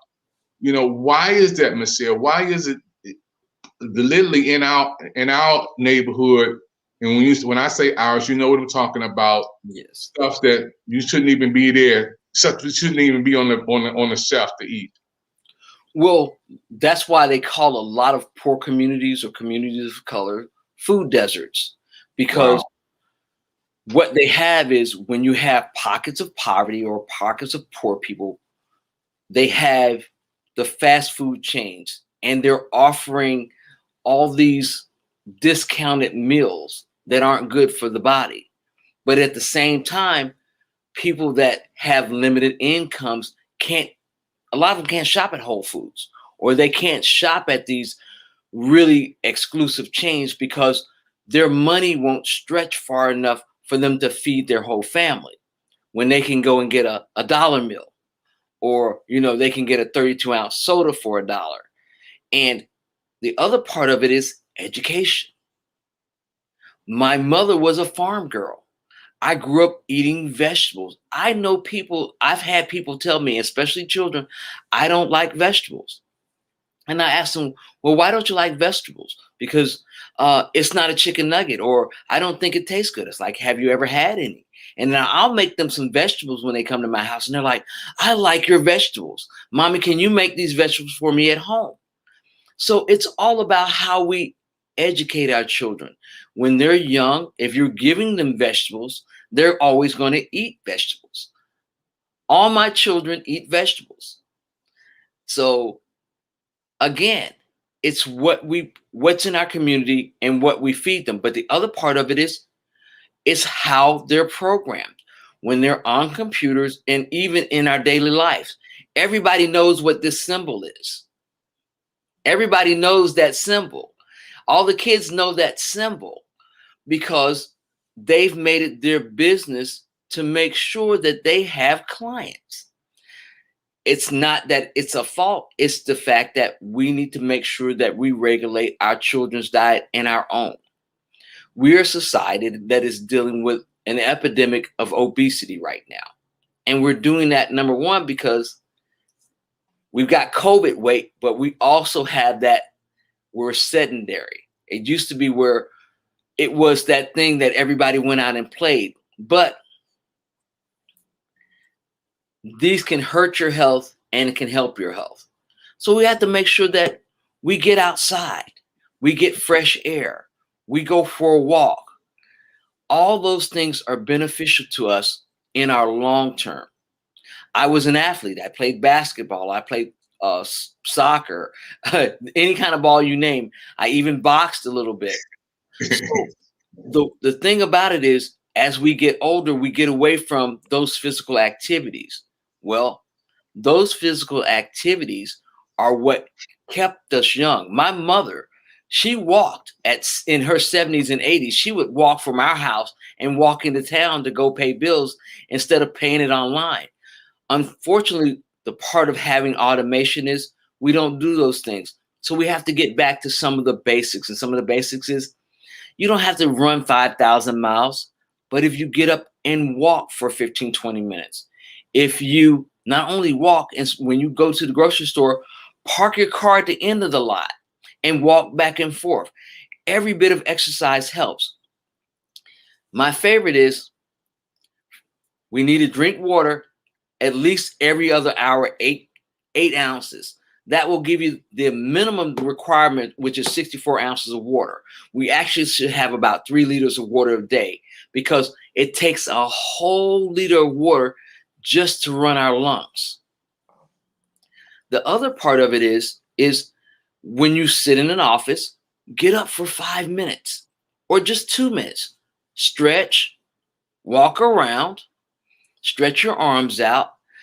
Every bit of exercise that you do, whether you do it in 5-minute increments, 2-minute increments, as long as it leads up to 30 minutes a day, it helps. So those are the wonderful little things that we can do to make sure that we stay healthy. Dr. Evans, back to you. The numbers are going crazy. People are popping in. I mean, this topic is blowing up. We got people from, I can see stuff that you guys can't see on YouTube, Facebook, Instagram, wherever we are, even overseas. I want to ask Pat. I have a great quote by Goody Johnson, a former NBA player who we're very active with on Clubhouse, and you just brought her to mind. And this is her quote, and she says, "Work out because you love your body, not because you hate it." I just love that quote. She just always comes to mind when somebody starts talking about working out and walking, and she's a health advocate. Obviously, you know, she's into sports and coaching, but it's about taking care of your body, not what it looks like, you know? And I feel like people have to get past, of course, we want to look good, whatever that is, but it's about feeling good, you know? And that's the bottom line. Yeah, I think we need to be educated on the perspective, as Michelle was saying, about how water is so important. Drinking more water, and I didn't even know to even for our lungs. I didn't know that, Michelle. Drinking that water, and I think we need to understand when God made the vegetables. You know, there are certain vegetables that we can eat, like the yams, vitamin K, the string beans, you know, the greens, vitamin E, vitamin C, the oranges, you know, the different vitamins that God made for us to eat these fruits. And some of these fruits and vegetables fight off cancer, you know, and we just need to be educated what to eat more of, and not to cook out all the vegetables when we do cook them, you know. So I grew up eating, and I'm gonna shock you, Patricia, you know, because I'm gonna tell you about some things that we grew up eating. We grew up eating brains. I don't know if you know what brains is. Brains is like South meat. Yeah, I'm from Uruguay. Yes. So we grew up eating pigtails, pig ears. We grew up eating oxtails. You know, oh man, we grew up eating all of these ham, hog-eared cheese. I mean, and I love them. I mean, when I was growing up, that's what we had, and that's what we ate. But I can't eat pork chops late at night no more. You know, I might eat one every in the now, but certain things with the salt and the sodium, and my wife completely put it out of her. She don't eat none of that stuff. You know, so I think as we grow older, we have to understand how food is a drug and food can work for us. So even in the morning, are, you're supposed to drink that water because your body has been dehydrated because it goes through this building process at night to get up and drink water. Like Pat was saying, not just coffee or tea starting out your day. We need that water, more water in our system, and it helps you to feel much better. Even with the COVID shots that people are having, they're telling you to be hydrated even before you do that. So I think, this topic that we're going to be talking about for the next couple of weeks, well, I would like to bring up intermittent fasting because there's scientific studies that if your body goes 12 hours with fasting, what happens is autophagy. I'm not pronouncing it right, but it's autophagy. I don't know, for some reason I can't pronounce the word right, but it's AUTOPHAGY. And what happens is that your body is now making brand new cells and brand new receptors because it's going into starvation mode. As long as it doesn't go into starvation mode for too long, it's actually beneficial to your body. And like I said, it creates new cells. It's a regeneration of cells. Once it goes into a 12-hour period of not eating sugar or food, you could do water, black coffee, or black tea. And again, I'm not a doctor, but I'm just going by what I read through doctors, and also Jillian Michael talked about it in her book, and she doesn't recommend more than 12 hours, but she believes 12 hours is actually beneficial and actually ideal to do 12 hours without eating. And you could do that during your sleep, half of it, Yeah. Go ahead, Michelle. Absolutely. That's why a lot of times when people talk about, and I don't diet, because the root word of diet is D-I-E, is die. We have to have healthy life choices and healthy lifestyles. So you should eat your meals between 8 and 8. But your largest meal should be in the morning. That way your body has a time to regulate. And then your lunch should be light. And then your dinner should be something very, very light. That way you're transitioning and getting ready to go to bed. This is something I've always believed in. For people that have slow metabolisms, small meals throughout the day is a little bit better, but you need to have your body's metabolism tested so you know where you are, because that's part of it. You can eat, and you also need to have it tested to see what vegetables and fruits work well with your digestive system. Because I have friends that can't eat like broccoli or cabbage because they have GERD, and that it doesn't allow it to digest, and it makes this flatulence, and it also hurts the stomach. So you need to be tested to see which vegetables and fruits work well for you. For me, celery, watermelon, cantaloupe, any of the greens I can eat. Kale is not good for my system. It doesn't agree with me, but mustards, turnips, collards, I can eat all of those. I gave up pork products. I loved bacon. I gave it up because it doesn't bring anything to me as a person that's been fighting breast cancer.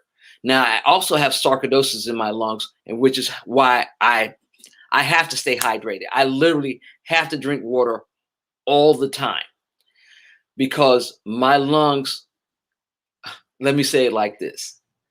God lets me live with lungs that the doctors say I should be dead on. Oh my goodness. And for me, water is crucial. That's why when we talk about lungs, I learned that, yes, I need to start my day off with water, and that it takes at least a liter of water to run our lungs every day. Wow. Now, Patricia, what do you have to add? I have to add that, God is good to you because you have like a power voice. And obviously you need your lungs for that. So God bless you. Because whatever you're doing it right. Just come off very like healthy lungs, and I'm glad to get that vibe, especially with you just sharing so vulnerably, the stuff that on the back end, so I'm glad. But I agree, water, is really purifying, you know. So I definitely agree. But yeah, I'm happy that we were able to have this discussion, and I'm looking forward to finishing up next week on it. Yeah, it's big. The numbers are popping up. People are chatting in. I can see it on my end. You know, Michelle, when you're talking about food for life, and Pat, we been on the planet a long time, and I thank God for every moment. But I'm eating more salads now. I am drinking more water. Like I said, I haven't had sodas in 7 years. You know, and I'm glad that my body has reset itself.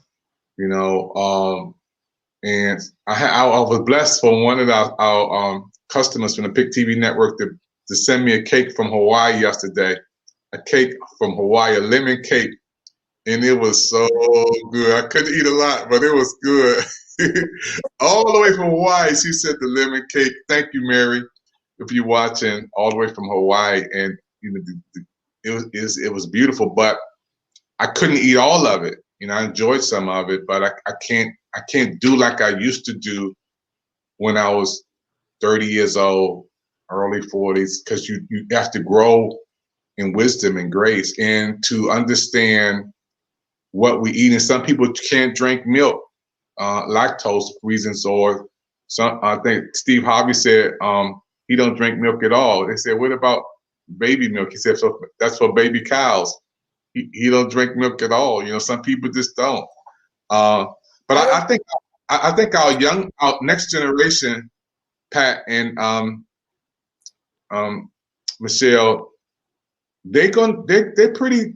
Some of the young people are up on what's going on about foods and nutrition. I think some of them are hip on. Like my son, he said, "Dad, you can't eat that." I said, "Okay." You know, he said, "You don't need to bring no more cakes in here." I said, "Okay." You know, so some of the young people are on pinpoint because he's 27 years old, and my other son is 30 and about 31, and they're kind of conscious about what they're putting in their bodies. Go ahead, yeah. Well, it's like anything, and like you said, food is medicine. Even when you're in the hospital and you're going through procedures, they make sure that your diet is proper because your diet is how you're going to get well. You cannot get well if you're not eating properly. That's just it. So what we need to also think about is, since food is medication, we need to make sure that our children get the proper nourishment so their brain cells function so they learn better. As people, we need to make sure that we get the proper nourishment so we can live our best lives. Is it all right to have a treat every once in a while? Absolutely. But are we deprived? No, especially living in the United States. When you think about, if you make $10 an hour in the United States, or actually 15, you're richer than 80% of the people in the whole entire world. It's how we use our resources. The other part of it is, if you think in a mindset of lack, that's what your life will be. We're not lacking. We have to make sure that we make great choices to live our lives. And when we talk about living, I'm not talking about just existing. I'm talking about living a full life where you enjoy yourself, enjoying yourself eating an apple, enjoy yourself eating an orange, enjoy a carrot. Because while a burger is good every once in a while, these things make your body feel better. Your body's required to have all these wonderful, bright fruits and vegetables to have a healthy and sustainable life. Now, do I enjoy a burger every once in a while? Absolutely. But do I love good spinach? Absolutely. And that's what I had this morning. I had spinach with a few onions, an egg on a bagel with some organic chicken sausage. It was amazing. Made it right here at home. delicious. I'm getting hungry. And guess what it did for my body? I wasn't hungry until it was time for me to eat. But I had an organic snack. I have organic fig bars that I can eat. They don't have a lot of calories. They don't have a lot of sugar. They're not overly processed. And I had that with a cup of tea. Green tea is great for the body. It's an antioxidant. But again, this is a time where you take to learn about what your individual dairy and or body requirements are. I can't drink milk. I love milk, but it does not love me back. So I've gone to a milk substitute, which is almond milk. It's from almonds, and there's also coconut milk and oat milk. They're not really milks because you know milk comes from mammals, but milk was designed to help growing bones. I'm at the age now, my bones don't grow anymore, so I'm not required to drink milk, and that's okay. What about you, Patricia? Yeah, I can't drink milk either. I just simply don't like it. I don't know what it is. I like I said, I like my water, my black coffee, and my wine. I do like my glass of wine. Girlfriend, so do I. I like both reds and whites. Reds have some antioxidants that whites don't have, but they both are very delicious. For me, I love Fumé Blancs and Cabernet Sauvignons. I can drink them both. And I have that as a treat once in a while because red wine, as you know, builds the blood. It has resveratrol in it, and resveratrol is great. The other thing is extra virgin olive oil. It's awesome to cook with, and it's good for not only the inside, but it's good for the hair and the skin because, you know, grandma likes looking good. Yeah. And also avocado oil.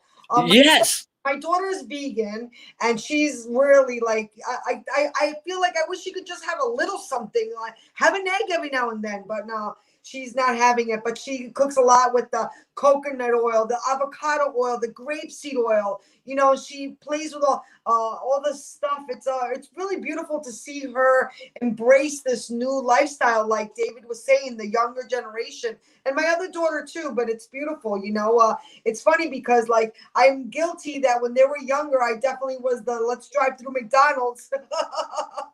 But as I got older in my age now, you know, I believe in balance, and also like when I'm the last few years of my life, I would say like when I go to wash the dishes, you know, I really took notice like the things that are hard to get off the pan. I'm thinking, what is that like inside my body? Exactly. So then, you know, especially things like chocolate or just like those greasy things. I love it. Don't get me wrong. But when I see it on a pan, hard to get off, I'm like, forget it. If it's not coming off my pan with soap and water easily, I can't imagine what it's doing to my body. So. Well, let's think about that. And when we talk about things that are hard to come off, we're talking about cheeses. Now, I love both of you guys. Grandma is not giving up cheese. I've cut back a lot, but I'm not a Green Bay Packer fan, but I am a cheese head. I love me some cheese, but I also know that I have to eat it in moderation. And let's talk about cheeses for a minute. Yellow cheese is cheese with added dye and color. Your cheeses, just like your milks, come in a creamy color. So if you're eating a yellow cheese, that yellow or that orange color comes from a dye. Just some food for thought today. That's my favorite color cheese. Of course it is, because you got to remember, the people that make advertising and marketing, they have colors to attract our eyes. And what attracts our eyes more than orange? It's bright, and we think of oranges. But for our cheese, that's not a good color. Our cheeses should be that creamy color, because you never seen orange milk come out of a cow. I'm just saying. Now, guess what? I'm giving up my yellow cheese now. I'm going back to white. Thanks for sharing that. No worries. This is going to be one of the hottest topics on our business world news. It's good, and everybody's watching. We here every Tuesday at 9:30, and we have 3 segments, so you can watch segment 1, 2, or 3. And our new topic is going to be food for life. So we want to educate you what you're putting in your body, and to understand what foods will help you to live a full life. And they talk about plant foods, plant diets.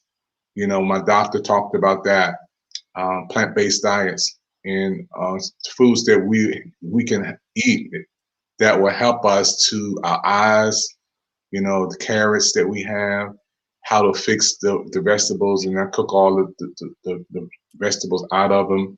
Just basic things like we're talking tonight. We want to educate you on, how to eat, king salmon, how to cook it, and using the oils that Michelle was talking about, and the avocados, things that help our body to function and to be alkaline.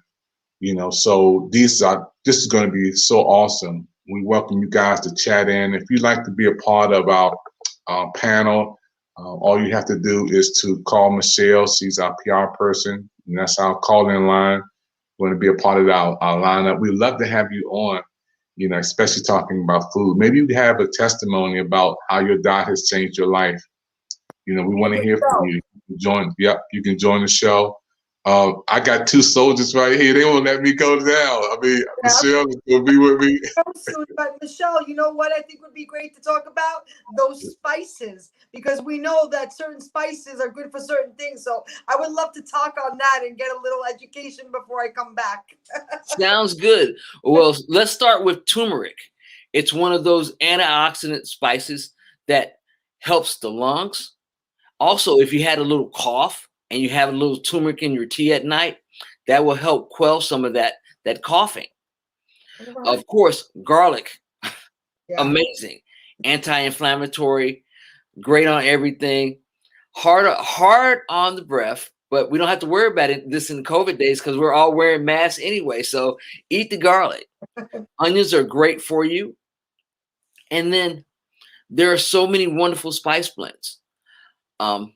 I have a 21 spice blend that I use on things, and it doesn't have any salt or any monosodium glutamate, which we know is MSG. And we know that yourself? I did not. I picked it up. I can't say from where because we have to make sure that we have the integrity on the network. But you can find it in some of your local grocery stores, and it's really, really great because it doesn't have any salt, no sugars. It's pure spices and makes food taste great. The other thing is, for the people that don't know about spices or want to experiment with spices, I say to you, find some things or try some things that you haven't tried before to bring the spice level up. Toast it in a pan first, just a little naked in a pan, and then mix it with a little extra virgin olive oil. Good spices you can mix with olive oil and dip it in bread and eat. These are good for your digestive system. Not only that, the spices, they have all these wonderful antioxidant properties that will help with inflammation and other things in the body. There's a wide array, and we use more spices today than we ever have. But spices have been around for thousands and thousands and thousands of years. And when we use good spices, we're not using salt and adding all those calories that we don't need. The less salt in our diet, the better our hearts and the better our blood pressure. And I'm gonna give you guys one more thing. Everybody, everywhere in the world, make sure you take the time to breathe. Wow. That is one of the most important things to make sure that your blood is circulating. And it also helps your cells rejuvenate themselves. And so when I say breathe, breathing is a technique. And breathing as a technique is you take the breath in through your nose, just all the way down, let it fill up your chest and then into your stomach, and then breathe out. And practice breathing deeply, at least 3 or 4 times a day. Also, an hour or two before bedtime, start to practice that breathing deeply.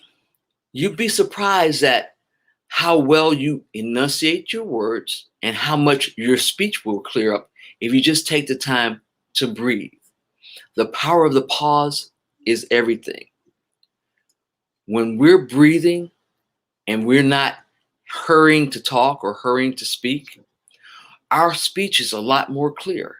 So everybody, take this time and take a breath.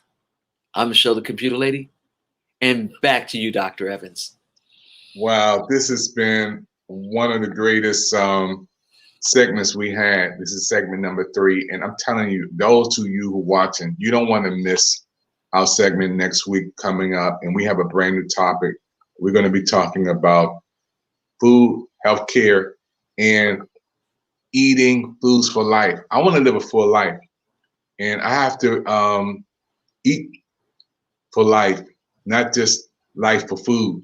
You know, we have to eat for life. So, you know, when I get up there a little more in age, I'll know that the foods that I'm eating is going to help my body to reset, be alkaline, and to be strong. Cicely Tyson was one of the persons that she lived a long time. And all we had to do is look at some of the patterns out of those who lived a great age and still was in good shape. There's some people who in their 70s and even 80s can outrun some people in their 30s because they're in shape. We're gonna show you a couple of folk on there. We'll bring them in and show you virtually. And I can't wait for this topic to blow up. Those who are watching right now, our numbers are going crazy. This is our topic for the next couple of weeks: eating foods for life and food healthcare. It's self-care, not just healthcare. You got to take care of yourself. And you know, Patricia and Michelle, we careful about what we put in our tank. When I filled up my tank today, I put the 93, the best gas out there in it. But what about my body? Am I so more concerned about what I put in my gas tank versus my life tank of my body? You know, so we have to really, really take this for serious, you know, and I believe as those who are watching, you're going to be in better health because you're going to drink your water. You're going to get away from that sugar and that salt. And we're not going to name no restaurants, so you ain't got to worry about nobody saying it. You know, we're not going to name no restaurant, but we're going to know what you're talking about when we say that symbol or whatever. We know people spend millions of dollars for advertisement just to get in your pockets, to give you food that are poison killer foods. We're going to talk about killer foods. We're going to talk about it. We're going to talk about things that are addictive. They said that sugar is the one molecule from crack cocaine. Is that right? That is correct. Michelle, before we close. That is correct. But you know that honey is a fruit that never spoils. And instead of using sugar, you can use honey. And for those that have or are diabetic and have a glycemic index, you can use monk fruit to sweeten. Actually, hopefully we can get the creator of a brand new cereal for kids that's doing just that. He has a very healthy alternative. It's going to be a surprise. I'm still working on him to come on the PIC TV network, but he's doing something amazing in the cereal market.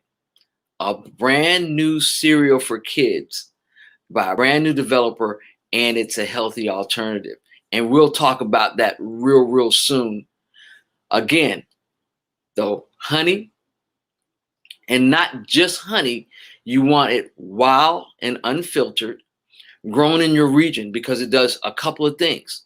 It knocks down the histamines that causes allergic reactions. The bee pollen is also good for you. Now, some people are allergic to honey, and remember, don't give honey to children, especially small children, because they haven't built up their immunity yet. But natural, wild, raw honey that's unfiltered, it's about 60 calories a teaspoon, but sweet enough to sweeten any tea. And make sure that your teas are organic and you know where they're sourced from. Tea, black tea, green tea, all good and have great antioxidant properties. Also, teas help with people that have asthma, help you fight colds, and drinking hot liquids, especially during COVID-19 or COVID SARS-V2, is good to keep the germs out of your system and to keep you healthy. Now, Dr. Evans, I'm going to ask you a question. I'm ready. You know how old I am? Yep. Do you? Yeah. How old am I? 60 years old. I'll be 60 in July, so I'm just a little older than you. Oh, you look awesome. I thought we were the same age. No, ma'am. I age. Otherwise, it's hard to even tell. But so I'm like, okay, she must be like my age, right?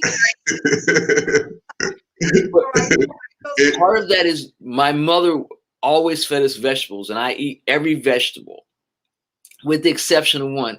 I'm not a big beet eater, but I've learned how to eat them because a brother friend of mine that's a chef, he's like, you take them and you roast them instead of pickling them, because I'm not a brine person. And so I've learned how to eat beets too. And when you make cakes, especially one of my favorite, red velvet, instead of using dye, I've taught baker to use beet juice. Wow. It's a better alternative, and it's better for us. I'm telling you, I can't wait till we come back on next week, because we're going to get into this deep. I mean, I'm going to tell you about some stories I had in restaurants and walked out. I'm going to tell you about some food I paid for that didn't eat and I threw it away. Because if I smell something that don't smell fresh, I don't care how much I paid for it. I'm not going to put it in my system.